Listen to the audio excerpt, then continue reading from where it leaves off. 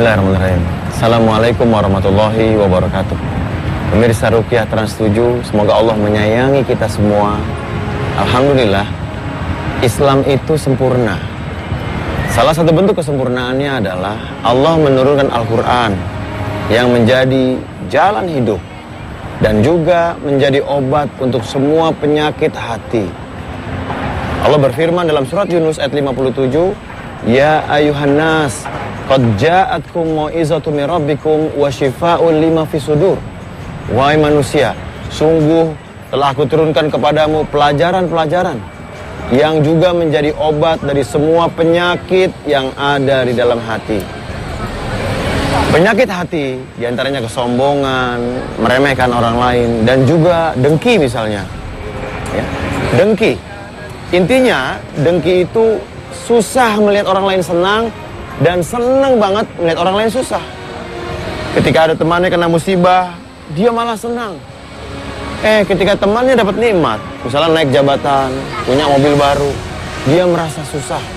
Nah, ini harus diobatin. Caranya dengan ruqyah syariah. Saya akan share cara mudah meruqyah penyakit-penyakit yang ada di dalam hati. Contohnya dengki misalnya. Cukup tempelkan tangan kita, telapak tangan kanan ke dada. Kemudian kita bacakan misalnya surat Al-Falaq. Karena di dalamnya terdapat perlindungan dari dengki dan orang yang mendengki, termasuk kedengkian kita sendiri. Ya, silakan ikuti dari rumah. Kita baca surat Al-Falaq. Dengan niat dan keyakinan Allah menyembuhkan hati kita, membuang semua kedengkian yang ada. Kita mulai. A'udzu billahi minasy syaithanir rajim. Bismillahirrahmanirrahim. Qul a'udzu birabbil falaq min syarri ma khalaq wa min syarri ghasikin idza waqab wa min syarri naffatsati fil 'uqad wa min syarri hasidin idza hasad. Kemudian boleh ditiup dengan niat membuang semua kedengkiannya, ya, agar Allah mengobati hati kita. Yakin sama Allah dan lakukan ini terus menerus dengan niat dan keyakinan. Terus obati penyakit hati Anda, dengki dan penyakit hati lainnya, karena innallaha la yanzuru ila suwarikum wa amalikum. Allah enggak melihat rupa dan hartamu, walakin yanzuru ila qulubikum wa amalikum. Tapi Allah melihat hati dan amalmu. Semoga bermanfaat. Barakallahu fikum. Assalamualaikum warahmatullahi wabarakatuh.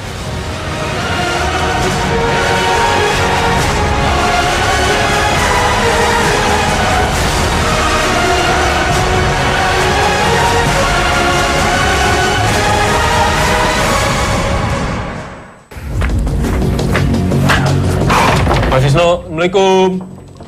Waalaikumsalam. Bentar. Mas Wisnu, tolongin saya dong. Tolongin Mas. Istri saya di rumah teriak-teriak, Mas. Mas Wisnu kan suka bawain itu tuh Ruqyah di TV itu. Tolongin dong. Tuh teriak-teriak. Ya, tenang. Gimana? Gini deh, kita ngobrol di dalam deh.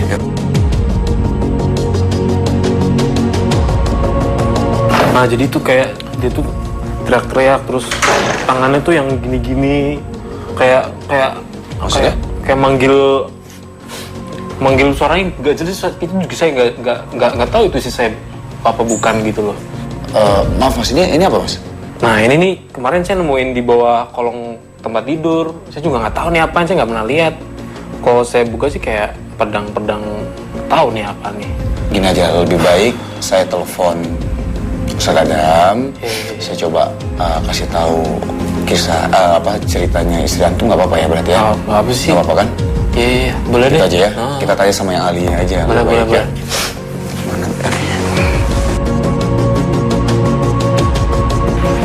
ya? Halo? Assalamualaikum. Ustaz Wisnu, Ustaz. Waalaikumsalam warahmatullahi wabarakatuh. Gimana? Afwan nih Ustaz, ini Afwan nih ganggu malam-malam jadinya nih ya. Jadi tetangga anak ini bingung kenapa kok bisa kayak gini, kayak kesurupan ya berarti ya. Kayak kesurupan. Iya, kesurupan ya. Nah, terus waktu diperhatikan ternyata di bawah kasur istrinya beliau itu ke ini jatuhnya kayak apa? Kayak jimat gitu, kayak Tat. pusaka atau gitu, Tat, kayak pedang kecil gitu, Tat. Ada jimatnya juga. Pertama, ambil jimatnya, kasih minyak, bakar. Sambil bacakan ayat kursi. Ya, pokoknya pertama jimatnya dulu, karena itu rumahnya setan di situ. Yang kedua, segera bikin air ruqyah, air juga dibacakan ayat kursi. Kalau bisa dikasih madu. 2 sendok, bacakan lagi ayat kursi, berkali-kali juga. Baca, tiup. Baca lagi, tiup. Boleh 3 kali, boleh 5 kali, 7 kali, 9 kali. Dengan seyakin-yakinnya dan tawakal penuh kepada Allah. Yang ketiga, lakukan ruqyah ke ibunya, ke istrinya itu. Setelah sadar, baru ajak orangnya bertobat. Baik, Tat. Ya. Jazakallahu khair, Tat. Oh iya, Ya. Afwan ya, Tat, mengganggu. Assalamualaikum. La ilaha illallah. Pemirsa ruqyah Trans 7, semoga kita dirahmati Allah. Allah yang melarang jimat. Bukan saya, bukan guru-guru saya, bukan siapapun. Islam yang melarang jimat. Ya, Rasulullah Shallallahu Alaihi Wasallam mengabarkan, man ta'allaqa tamimah faqad asyrak. Barang siapa yang mengenakan jimat, baik itu kalung, cincin, gesper, keris, apapun bentuknya, sifatnya seperti jimat, ya, untuk nambah rezeki, menghentengkan jodoh, melindungi diri, menjaga rumah. Yang seperti ini, jimat. Apapun bentuknya, Allah haramkan itu.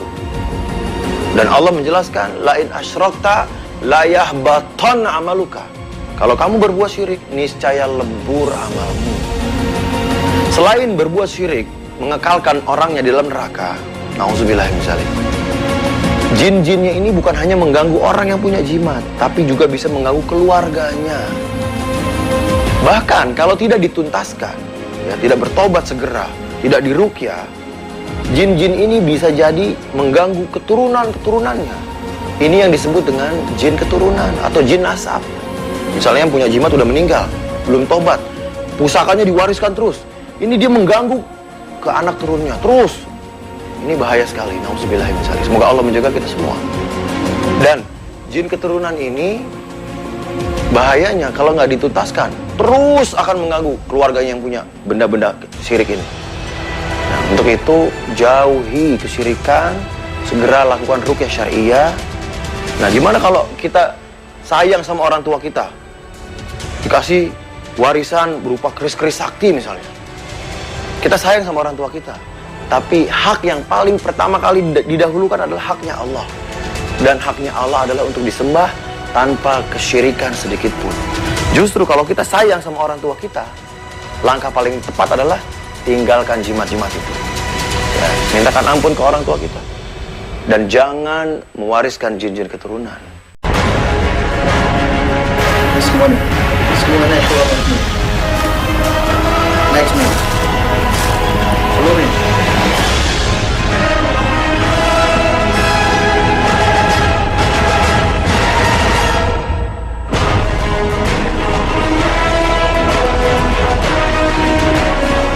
مالك يوم الدين إياك نعبد وإياك نستعين Apa agama kamu? Kafir.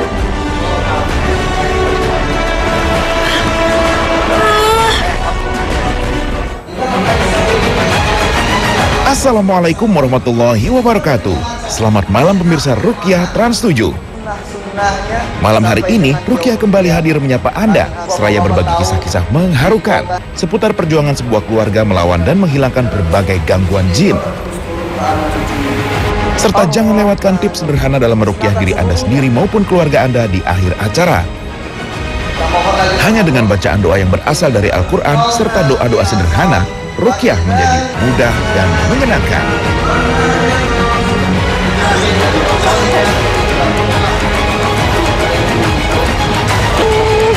Pemirsa Ruqyah, jin kafir senantiasa mengganggu kita dalam kehidupan sehari-hari. Ia menjauhkan kita dari ibadah, membuat tubuh kita menolak terhadap ayat-ayat suci Al-Quran, dan bahkan menghancurkan keharmonisan sebuah keluarga. Islam yang sesungguhnya Islam. Tak kala iman seseorang kuat dari segala godaan, maka jin tak akan kehabisan akal. Ia kemudian mencari pintu masuk dari anggota keluarga lain yang kondisi emosinya labil. Seperti kasus yang dialami oleh Alfian dan keluarganya ini. Alfian dan keluarga seringkali mengikuti acara pelatihan ruqyah mandiri yang diadakan oleh Ustadz Ahmad Sahal Ar-Roja'i.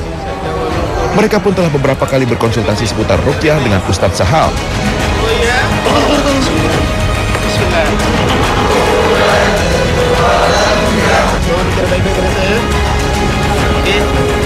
Di tengah-tengah pelatihan, ketika Ustadz sedang memberikan tausiah seputar taubat dan ruqyah, tiba-tiba Alfian bereaksi dengan sangat dahsyat.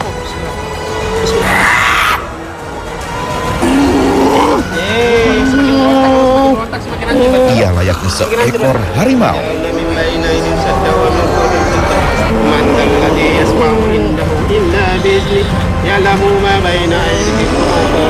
ولا يحيطون بشيء من علمه إلا بما شاء وسع كرسي السماوات والأرض ولا يؤوده حفظهما وهو العلي العظيم. بسم الله.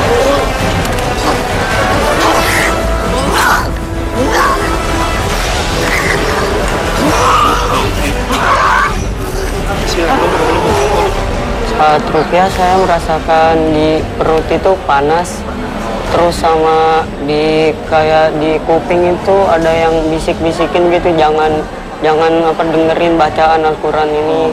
Terus ya pokoknya rasanya pengen ngancurin ustadznya yang baca. Di sisi lain, seorang peserta yang ternyata adalah Ibunda Alfian juga menunjukkan reaksi yang tak kalah dahsyatnya. Ia menangis beraung-raung dan melawan peruqyah wanita yang menanganinya. Waktu ditanya sama ustazah tadi apa yang dirasa sakit, mana yang sakit, ternyata di bagian belakang itu punggung itu ada 2 titik itu tadi, sama di dada sama di rahim sakit gitu kan. Terus kemudian dibacain tadi ayat Al-Quran, tadi kan semakin frontal, kayak semakin nggak sadar tadi kan, terus jatuh itu tadi, terus dibacain semakin ini teriak Ustadz, teriaknya itu kayaknya jinnya itu banyak. Setelah berkonsultasi dengan Ustadz pun kembali meruqyah Alfian dan Bu Reta. Ketika baru saja Ustadz membacakan ayat Al-Quran, Alfian sudah kembali menunjukkan reaksi. Tangannya mengepal dan seluruh tubuhnya gemetaran. Reaksi seperti ini menunjukkan keberadaan jin di dalam tubuhnya yang tak suka ketika mendengar lafaz-lafaz Al-Quran. Dari reaksi yang ditunjukkan, kemungkinan jin yang mengganggu Alfian adalah khonam berupa harimau. Kalau anak saya ini pernah dia bereaksi ketika di ruqyah, dia mengeluarkan jurus-jurus. Nah saat itu baru saya tahu kalau emang ini ada jin dari turunan. Iya. Selama bertahun-tahun bangsa jin terus-menerus mengganggu keluarga Alfian. Semenjak Tri, sang kepala keluarga, bercerai dengan istri pertamanya dan membawa Alfian serta kakaknya dan menikahi Reta, gangguan-gangguan tak wajar mulai sering mereka rasakan. Waktu kejadian kita kan 6 tahun pernikahan, terus setelah saya kan berobat ya Ustadz, saya pengen punya anak. Dari dokter juga udah nggak apa-apa, nggak ada apa-apa katanya. Dari itu kok kamar saya itu baunya tuh wangi gitu kan. Habis maghrib Ustadz selalu baunya tuh wangi kayak kembang setaman. Dalam keseharian pun, Reta dan Tri kerap kali terlibat cekcok. Hanya lantaran masalah sepele, emosi Reta sangat mudah meledak. Kok pahit sih? Udah mama kasih gula kok tadi. Ini kopi apa? Yang biasa mama bikin buat papa. Sampai saya tuh nggak sadarnya juga sampai bawa pisau dapur. Saya todongin ke suami saya, bunuh saya. Alfian si bungsu pun tak pernah rukun dengan ibu tirinya tersebut, meskipun ibunya justru sangat menyayanginya dan menganggapnya sebagai anak sendiri. Teman-teman, Alfian seringkali membangkang dan membantah apa yang dinasihatkan oleh ibunya. Kalau ini tuh sering lawan Ustadz, jadi kalau saya kasih tahu, misal kayak suruh belajar, sholat, ataupun ya nasihat lah, dia selalu ngelawan, terus juga melotot. Apa sih? Sambil melotot, nggak mau kayak gitu. Jadi berontak, dianya itu berontak seakan-akan dia itu benci sama saya. Khodam berasal dari kata khodim yang artinya pembantu. Jin khodam berarti jin pembantu. Jin ini berinteraksi dengan rekan dekatnya di kalangan manusia dan bersedia untuk membantunya, sehingga terkadang dia bisa melakukan hal-hal yang tidak bisa dilakukan oleh umumnya manusia, tentu saja dengan bantuan jin.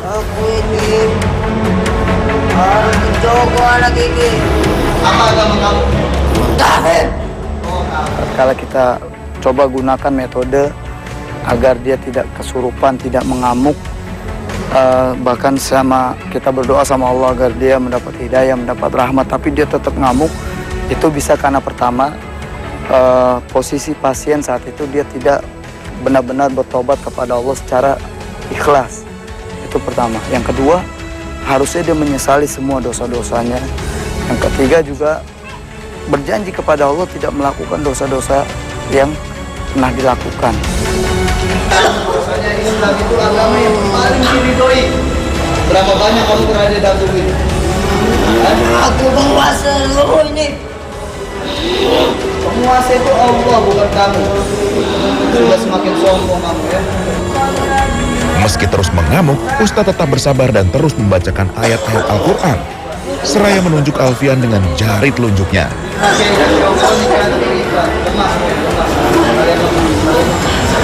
Bismillahirrahmanirrahim.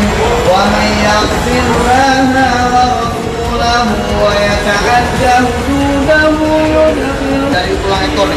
Saya tarik semua itu. Allah. Dari tulang ekor sendiri. Setelah ditarik dari tulang ekor dan punggungnya, sebagian jin pun keluar melalui muntahan.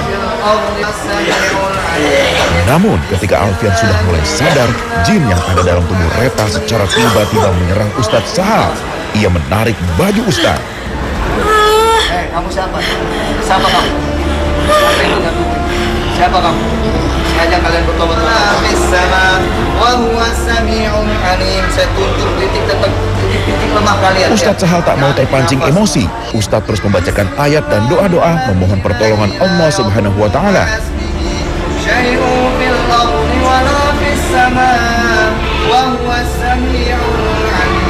Semua terikat, seluruhnya terikat. Saya mohon sama Allah, semua terikat. Nggak bisa melawan kalian, nggak bisa melawan saya kalian semua. Saya bersama Allah. Semua di tangan.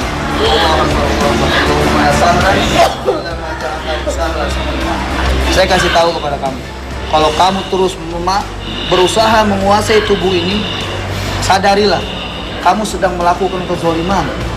Ya, kamu sedang melakukan kezaliman. Oke, saya mohon sama Allah kalian mendapatkan hidayah, mendapatkan petunjuk. Ya, apa ada yang mengikat kamu? Ada? Ada. Di mana? Di mana yang mengikat kamu? Kamu tidak akan tahu. Jumlahku banyak. Aku kuat. Kamu kalah. Oke, semua. Semua. Buat saya haram mundur sejenak. Ya, saya mohon sama Allah kalian akan hancur. Oke, semua ikatan-ikatan yang ada di dalam tubuh ini hancur. Sekarang ya, gimana kamu diikat? Ini semua itu orang tahu. Aku ini enak yang gini. Aku ini penguasa. Aku ini penguasa pemuda. Kedua jin zolim ini seolah bekerja sama menantang Ruqyah. Dengan sifat sombongnya, jin yang bertahun-tahun mengganggu keluarga Reta ini merasa kekuatannya tak akan tertandingi. Terus berlaku seperti ini, saya mohon sama Allah di kala hujan ini, Allahumma shayyiban nafi'an, Allahumma shayyiban nafi'an, Allahumma shayyiban Subhanallah, nafi'an. sesungguhnya hanya Allah lah yang maha kuasa, yang memiliki kekuatan atas seluruh makhluk ciptaannya, termasuk manusia dan bangsa jin.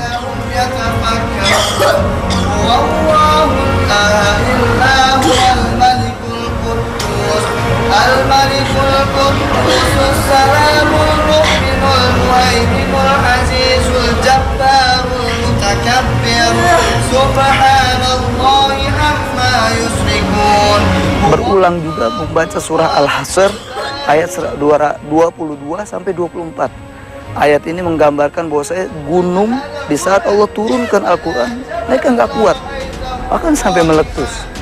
Betapa dahsyatnya, betapa agungnya Al-Quranul Karim. Sampai akhirnya Allah turunkan kepada Nabi mulia, Rasul yang sangat mulia, yakni Nabi Muhammad SAW. Makanya tidak pernah ditemukan di dalam sejarah Nabi dan Rasul itu dari kalangan jin. Walaupun dia lebih dulu diciptakan Allah 2000 tahun sebelum Nabi Adam, namun manusia di muka bumi adalah. Makanya saya ingatkan lagi kepada jin-jin yang zalim.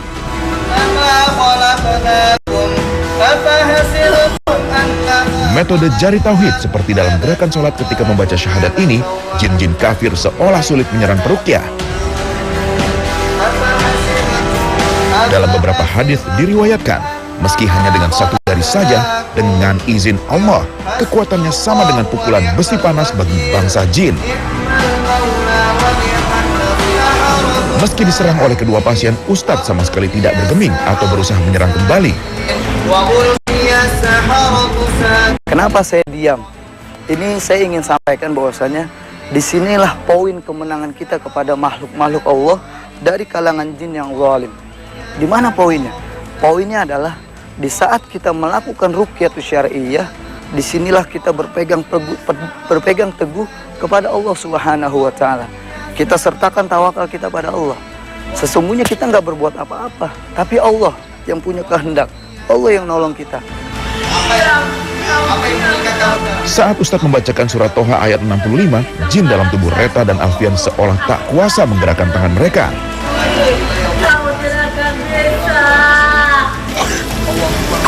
Dengan lantunan azan yang diucapkan lantang ke telinganya, jin pun menyerah dan insya Allah keluar dari tubuh Alfian. Setelah sadar, Alfian pun diminta membaca syahadat sebagai tanda bahwa dirinya telah terbebas dari jeratan jin kafir, sekaligus sebagai bentuk syukur terhadap pertolongan yang Allah limpahkan kepadanya.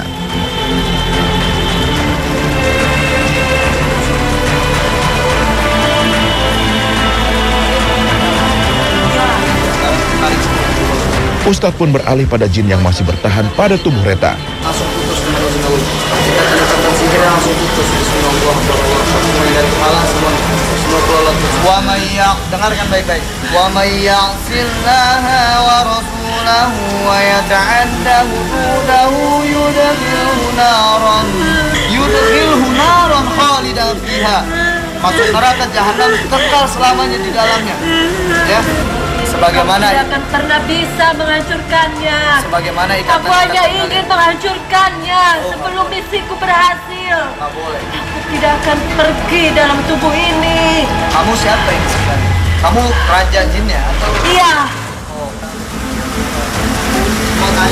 Tri sang suami ikut membantu meruqyah Reta. Dengan teknik usapan, ia menarik jin keluar dari tubuh istrinya ini.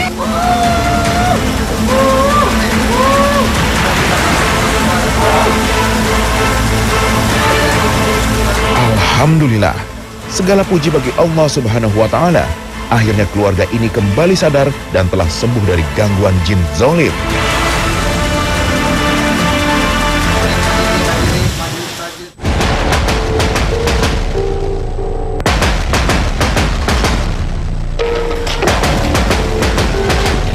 Sehari sebelum ruqyah masal berlangsung, Ustadz Sahal bersama sang istri mengunjungi salah seorang pasien yang meminta bantuannya untuk meruqyah kedua putri kesayangannya.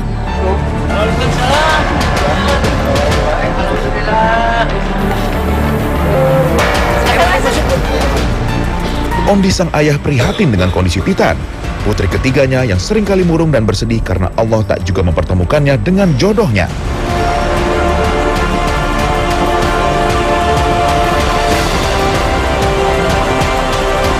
Tak hanya itu, Titan seringkali menjalin hubungan serius dengan laki-laki yang ia cintai, namun ketika ingin beranjak ke pelaminan, tanpa sebab jelas, sang laki-laki selalu meninggalkan Titan. Konon, setiap laki-laki yang mendekatinya, tiba-tiba melihat wajah Titan berubah menjadi sosok nenek-nenek buruk rupa.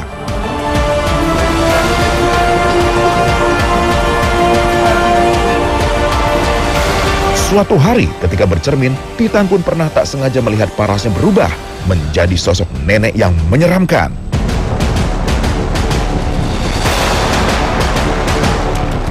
Titan pun seringkali melihat sosok nenek dalam mimpi.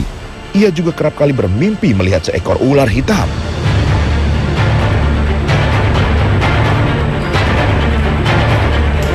Sementara si bungsu Tazkia, sejak kelas 5 SD hingga saat ini ia duduk di bangku kelas 2 sekolah menengah pertama, sifatnya berubah drastis. Ia menjadi sosok pemarah luar biasa. Seolah tak takut kepada kedua orang tuanya dan ketiga kakaknya. Ia selalu melawan ketika diberi nasihat atau diminta membantu mengerjakan tugas rumah tangga. Memang kalau Tazkia itu bukan baru-baru, tapi memang sejak lahir dia punya sifat agak beda gitu ya. Jadi kalau diberitahu juga agak keras. Jadi istilahnya nggak pernah nurut, maunya melawan aja. Nah, kalau kita turutin emosi kan jadi bahaya. Jadi saya diam aja gitu loh. Kia juga cenderung malas melaksanakan sholat. Menurut pengakuan Ondi dan keluarganya, hal-hal aneh telah menimpa keluarganya sejak ia menempati rumah tinggalnya ini. Mereka meyakini bahwa di salah satu ruangan di rumah tersebut, yang kini menjadi kamar tidur Titan, terdapat makam milik salah seorang tetangganya.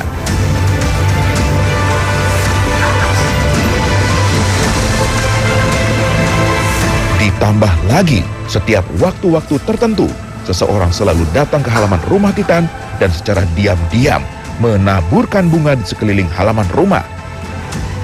Sesungguhnya memang kalau ada makam jangan dijadikan rumah ataupun masjid. Itu akan punya pengaruh besar. Itu yang pertama. Yang kedua, keluarga itu menyimpan tulisan-tulisan Arab yang diyakini ini adalah wafak.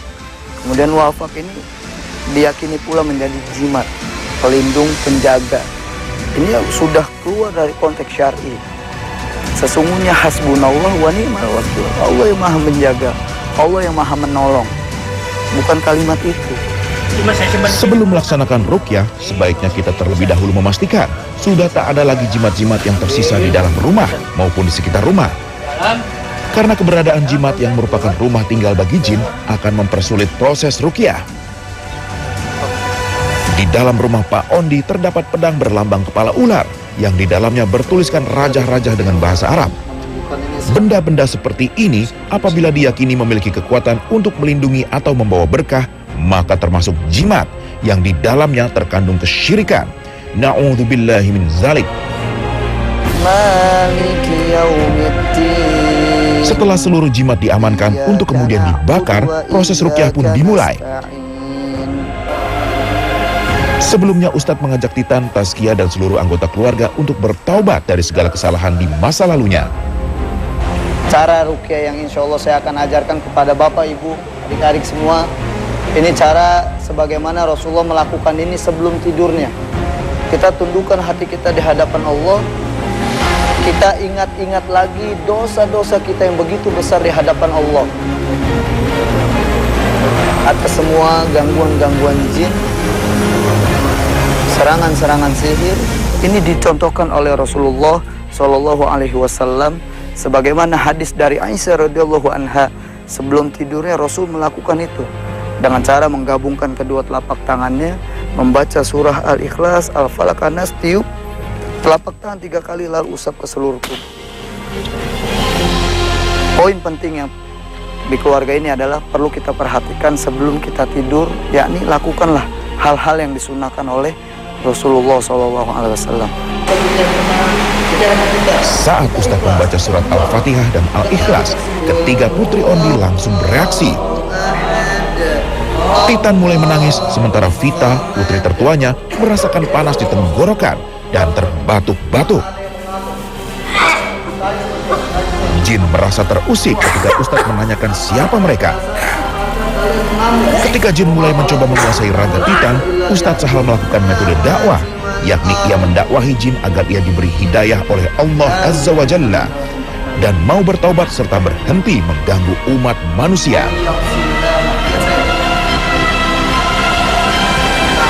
Ketika berdialog dengan jin, peruqyah harus pandai membedakan kapan jin berkata jujur dan kapan ia berdusta.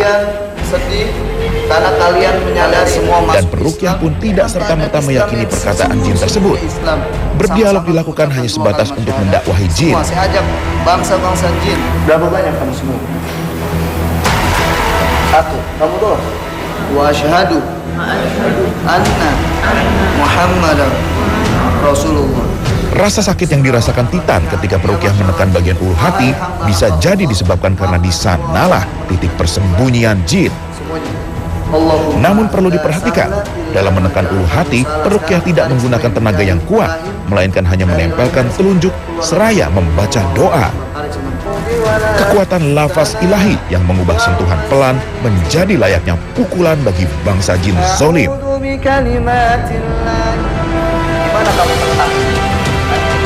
Alhamdulillah, Titan dapat kembali menguasai dirinya setelah sebagian jin dapat keluar dari tubuhnya ketika ia muntah.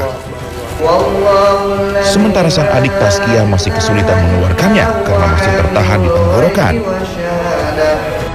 Ruqyah tidak semata-mata bergantung pada peran peruqyah untuk mengeluarkan jin-jin yang ada di dalam tubuh, namun juga memerlukan kerjasama pasien untuk memerangi serangan-serangan jin.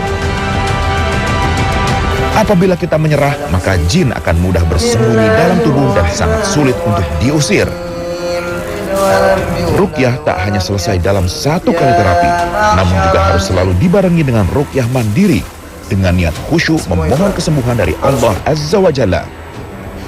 Mengenai kesembuhan, tetap Allah yang menurunkan kesembuhannya. Wa idza maritu fahuwa yasfin.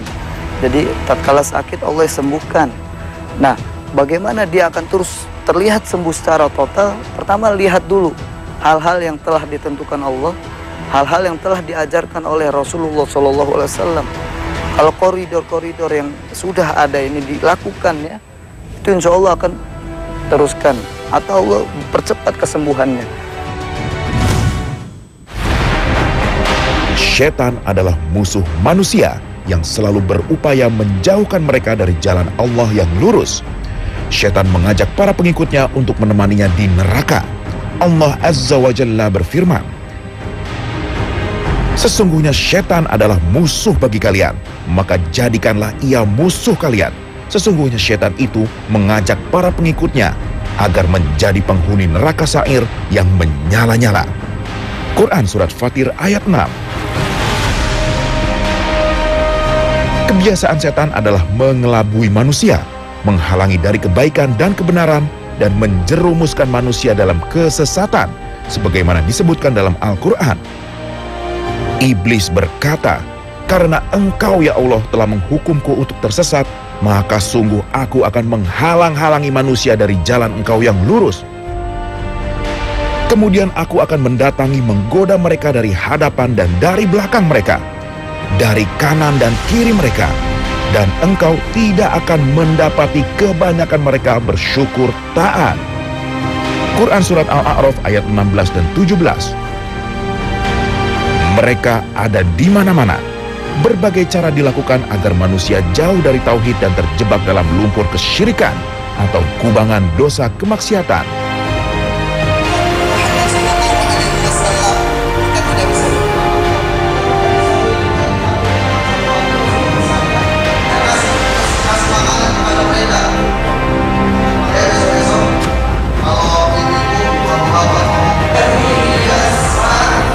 Pria keturunan Arab ini adalah pasien Ustadz Sahal. Ia sengaja mengikuti pelatihan ruqyah syariah agar dapat mengobati gangguan non-medis yang ia alami. Sejak pindah ke Indonesia sekitar 10 tahun yang lalu, ia merasa ada yang tidak wajar dalam hidupnya. Jin dengan mudah datang dan pergi dari tubuh manusia. Jin yang dapat berubah-ubah bentuk ini dapat dengan mudah mendiami tubuh manusia melalui aliran darah, pori-pori, urat nadi, bersembunyi di hati dan di kepala. Ahmad yang sebelumnya selalu taat dalam beribadah, tak pernah meninggalkan sholat 5 waktu dan sholat sunnah, mendadak berubah drastis menjadi seseorang yang sangat membenci Al-Quran. Alhamdulillah, aku sholat, ya, aku puasa, bulan puasa juga aku. Kadang-kadang juga sholat sunnah juga aku sholat. Ya, tapi lama-kelamaan aku tidak tahu ya kenapa bisa sampai putus total, tidak pernah sholat sama sekali. Dan makan waktu itu nggak sedikit, mungkin setahun lebih lah. Selain itu, Ahmad yang merasakan adanya perbedaan dalam budaya di Indonesia dan di kampungnya di tanah Arab merasa tidak nyaman dengan tetangga dan teman-temannya.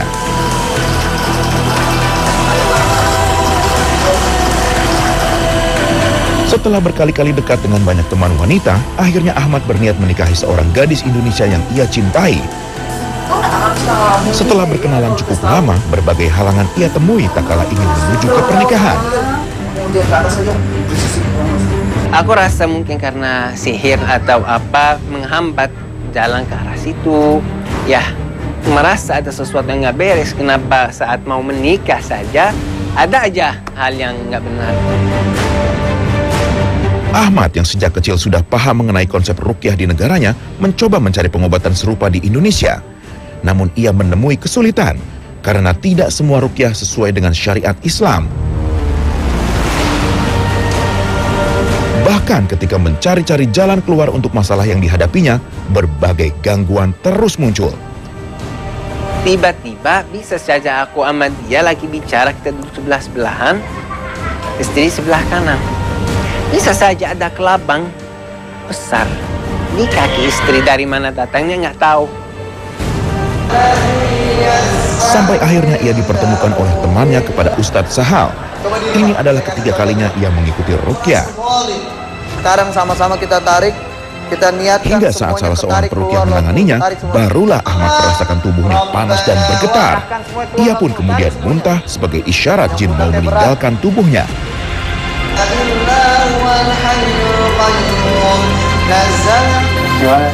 Keesokan harinya, Ahmad kembali mendatangi rumah Ustadz Sahal. Sebelum diruqyah, peruqyah biasanya menanyakan kondisi pasiennya. Karena selama proses ruqyah, sebaiknya pasien dalam kondisi bugar, agar tidak mudah kesurupan atau kelelahan.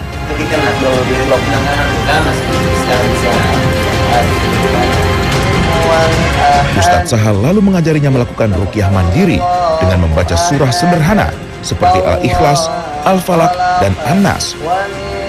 Tujuannya agar Ahmad dapat meruqyah dirinya sendiri dan tidak mengandalkan peruqyah. Karena ruqyah syariah sesungguhnya mudah dan sederhana, bisa dilakukan oleh siapapun. Kita mohon sama Allah atas perlindungan dari Allah Subhanahu wa Ta'ala. Kemudian kita baca surah Al-Ikhlas, kita tiupkan ke telapak tangan 3 kali. Kita mulai. A'udzu billahi minasyaitonir rajim. Tiup. Kemudian kita usap semua anggota tubuh kita seluruhnya. Apa rasanya sekarang? Sekarang pegang bagian yang tidak nyaman sambil kita mohon sama Allah semua. Ahmad merasakan panas luar biasa di dadanya. Ustadz meminta Ahmad melakukan metode usapan, yakni mengusap bagian tubuh yang dirasa sakit dengan membaca doa-doa ruqyah. Tarik semua, Allahu Akbar, Allahu Akbar, naik semua keluar dari mulut. Semuanya, semua naik keluar dari mulut. Naik semua. Seluruhnya. وَمَا يُعَلِّمَانِ مِنْ أَحَدٍ حَتَّى يَقُولَا إِنَّمَا نَحْنُ فِتْنَةٌ فَلَا تَكْفُرْ إِنَّ اللَّهَ عَلَى كُلِّ شَيْءٍ قَدِيرٌ. Siapa kamu yang ada dalam tubuh?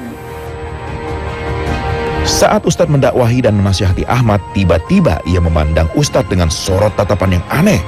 Sorot mata ini bukan seperti Ahmad ketika sadar. Rupanya bangsa jin telah menguasainya. Kemudian membuat teror dengan mengancam peruqyah melalui tatapan matanya. Rasulullah telah mengabarkan pada kita dalam sabdanya, setan dari kalangan jin bisa masuk ke dalam tubuh manusia dan berjalan melalui aliran darah. Karena itu dengan teknik menekan pada urat-urat darah besar telah mengusik keberadaan jin yang bersembunyi dalam tubuh manusia. Dan ketika Ustadz Sahal membacakan surat An-Nisa ayat 56, dalam surat ini Allah berfirman, sesungguhnya orang-orang kafir tidak mempercayai ayat-ayat Allah akan kami masukkan ke dalam neraka.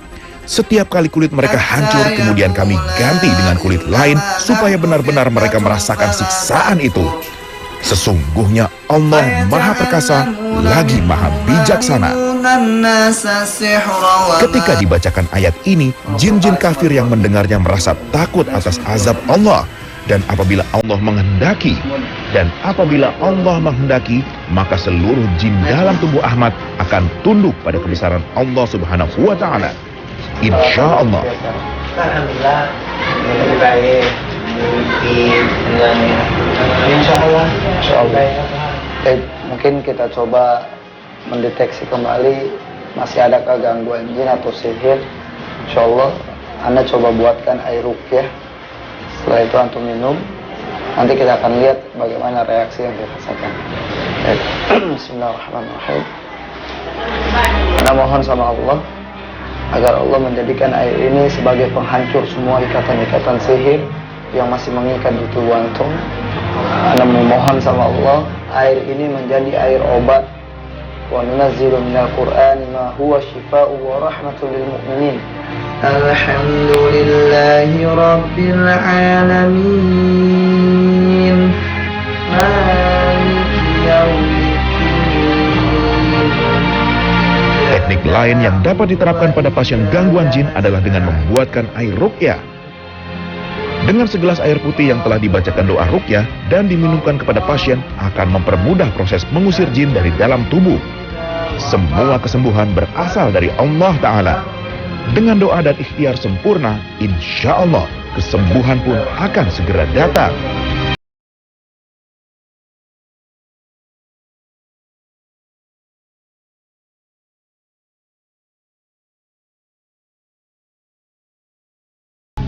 Allahumma la sahla illa ma ja'atahu sahla. Semua kuat seluruhnya. Bismillahirrahmanirrahim. Ma'asmi sya'afadu salam wa huwa sami'ul alim.